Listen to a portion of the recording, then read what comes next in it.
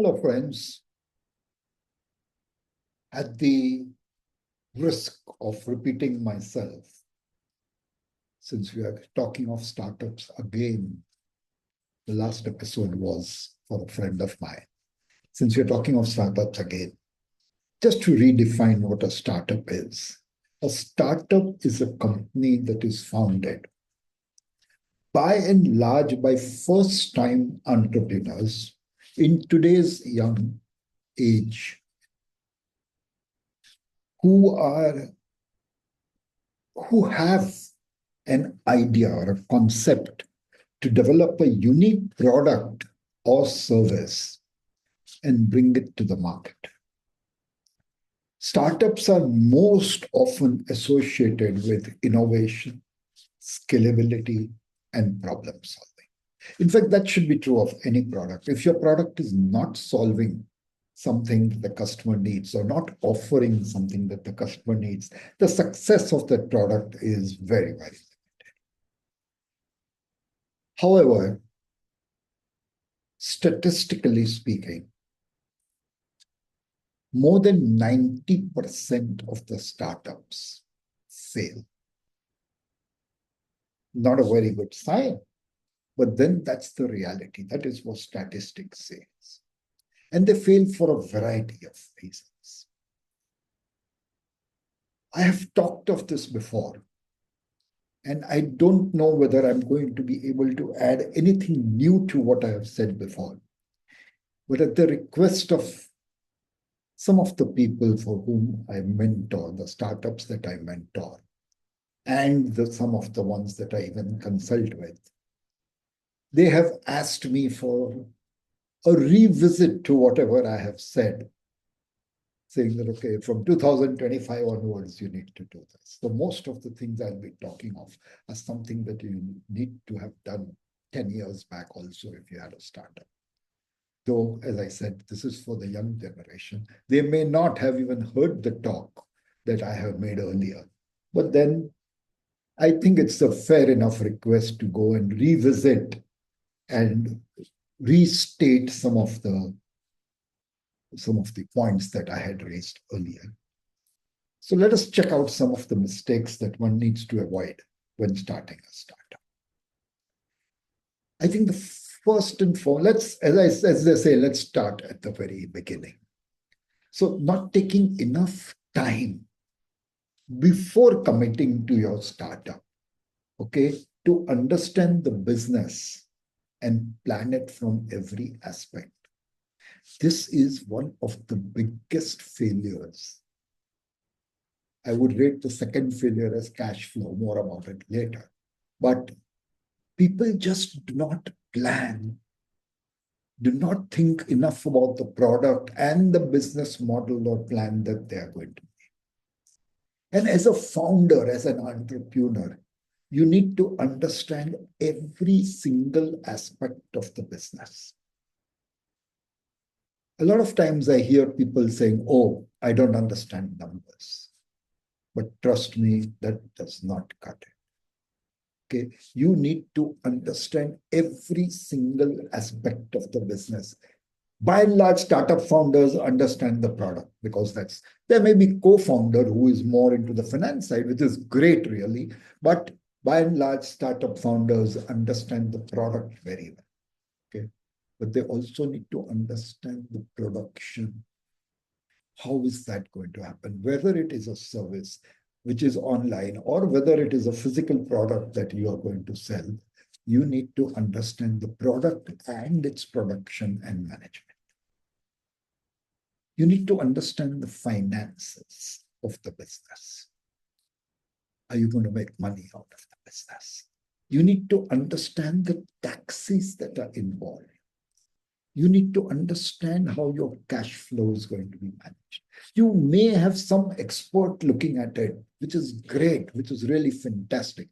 But as the owner of the business and as the leader who's going to lead that team, including that expert, you need to have more than a working knowledge of all of these aspects, the finances, the taxes, the cash flow, even about the whatever are the the government regulations that you need to conform to? What are all of those things you need to know? You cannot get away by saying, oh, I'm the product guy, I don't understand this. That will not cut. Okay. So you need to understand all of this. You also need to understand the sales and distribution.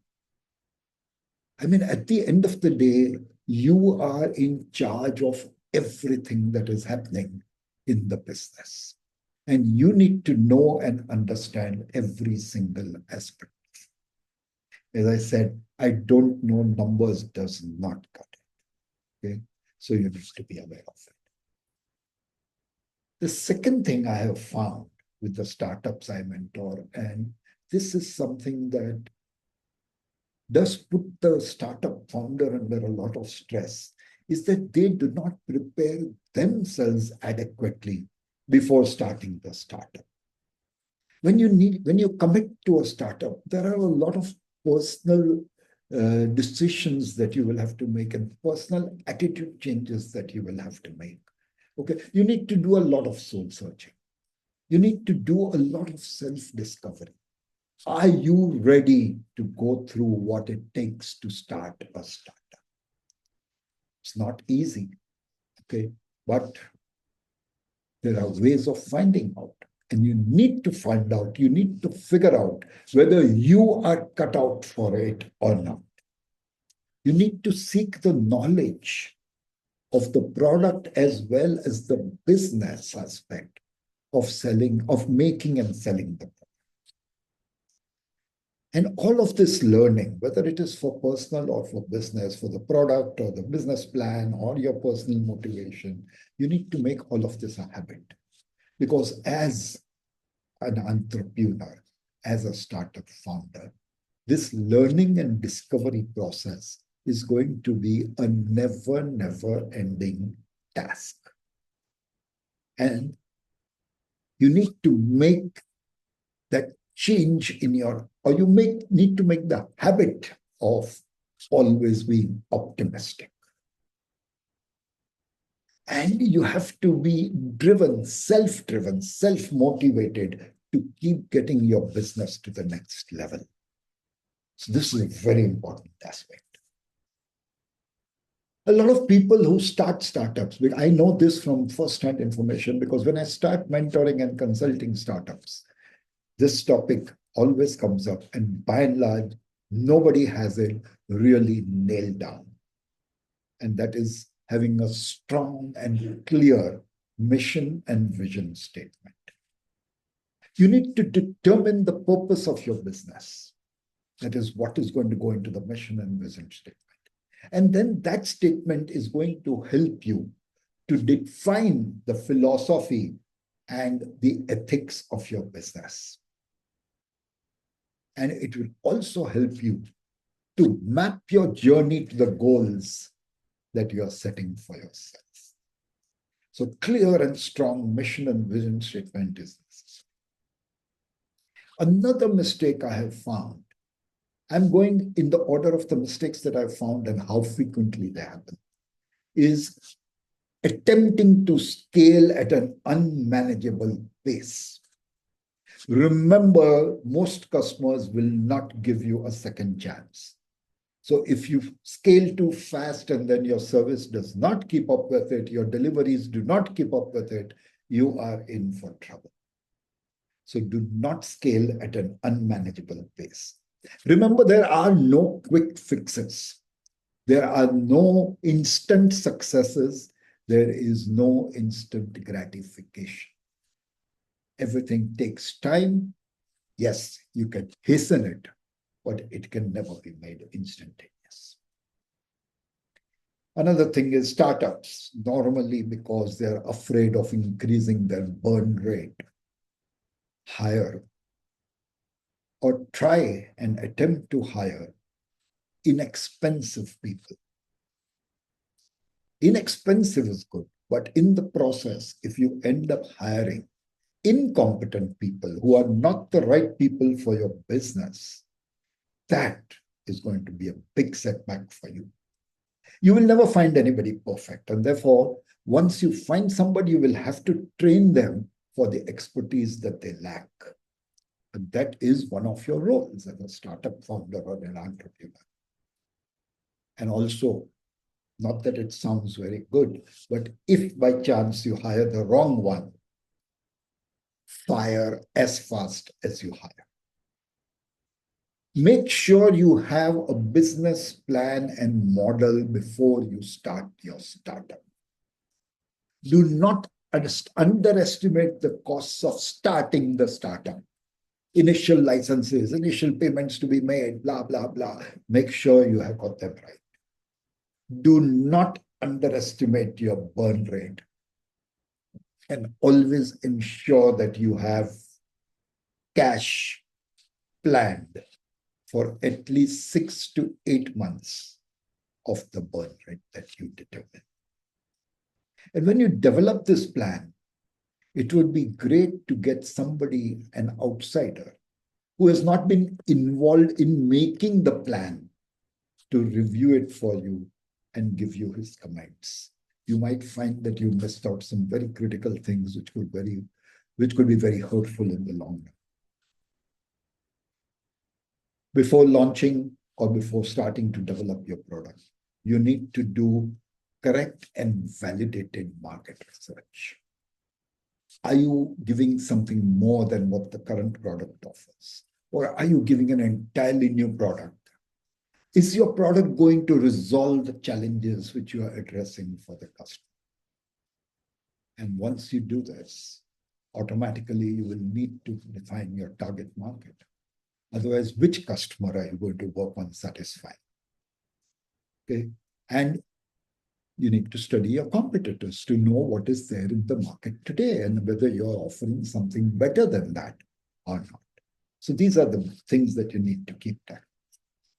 As I said, it's very important, and I think this is the second time I mention it, make sure that you manage your cash flow very, very well. Another mistake that we make, especially in India, because it's not a norm, is that when you agree or sign up with somebody, you do not make an official contract. As we used to say in our industry, mazal. But today that doesn't cut it. So you need to make sure that you build contracts whenever. Word of mouth is good, but it's not good enough. Also, contracts will help you to raise funding, because when somebody sees you have a deal going on, they are more inclined to invest in you. Another challenge and pitfall that you need to avoid is a lack of, or even worse, wrong networking.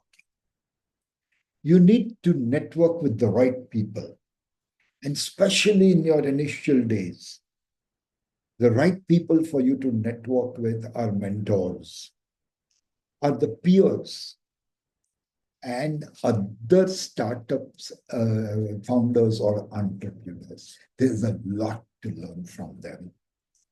You don't need to reinvent the wheel if somebody is willing to share how they invented the wheel. So you need to network with all of these people so that it makes your life easier, and also you will not feel lonely and lost. A part of your planning should 100% be about superlative pre and after sales service. There is no doubt about that. And then when you have the right person, you need to learn to delegate. As I've said in so many episodes, you can never do everything yourself. So you need to delegate. Another very important lesson that I have learned even the hard way personally is do not overpromise. It is better to underpromise and over-deliver, but overpromising and under-delivering is a short black mark against you. In any business today, in the way the world is and the rapid pace at which it keeps changing, you need to be agile and you need to adapt as easily and as speedily as required. And to top it all, you need to make sure that your product is being rolled out at the right price. If you outprice yourself, you're doomed. There are some other hard truths that you need to be aware of when you're getting into the startup mode. Entrepreneurship is very, very low. Even your family will not understand the tough initial phases that you go through and the sacrifices that your business demands for it to even take off. So it's going to be very low. And as I just mentioned some time back, a few seconds back, in fact, this is partially avoidable by networking with the right kind of people and surrounding yourself. At least you won't be lonely and you will keep learning. You may not be hanging out with your friends. You might party occasionally, but not regularly. But then that's one of the things that a business is. And as I said, I can't say it often enough, but cash flow is the key. It is very difficult to manage it. And if not managed well, it can shut you down. In fact, out of the 90% failures, I would say that 90% of them fail only because of cash flow management or not having the cash flow required. You need to remember, don't be an idealist. Your initial launch product or your MVP is never going to be perfect or even great. You will need to roll it out. You will need to keep getting feedback. You will need to keep tweaking it. You will need to keep iterating the product so that it improves. And this is a continuous process. And therefore, by and large, I have always suggested to the startups, even if they're giving a product, do a soft launch with a curtailed, very targeted audience. And these targeted audience should be selected, especially keeping in mind that they need to have the knack and the ability to give you the right feedback on the product as and when they use it. Because that is what is going to help you. Failure is never final. You might have cash flow problems today. You're slowing down for a few months, but it's not failure. You need to keep persisting till you get your success. You need to keep up and get going. And in today's world, as I said, which is rapidly changing, the market, the marketers, and the customers, all of it change very fast, way faster than what one would generally imagine, even knowing the pace at which. So you need to keep abreast and you need to be very, very agile and you need to adapt fast. So if you do these things, if you plan on all of these things and you take care of these things, you follow and avoid these pitfalls, I am pretty sure you will be in that 1% of startups who are going to succeed. And you need to make these changes. You need to adapt these things. And you need to be aware of things, both from your personal viewpoint, as well as from the viewpoint of the business and the market. And having done that, trust me, you will ride on to success. One final pointer, which I've had arguments with a lot of my startup mentors, is make sure you remain customer-centric. A lot of people lose focus, and when you lose focus, you are lost. So make sure that you remain customer-centric.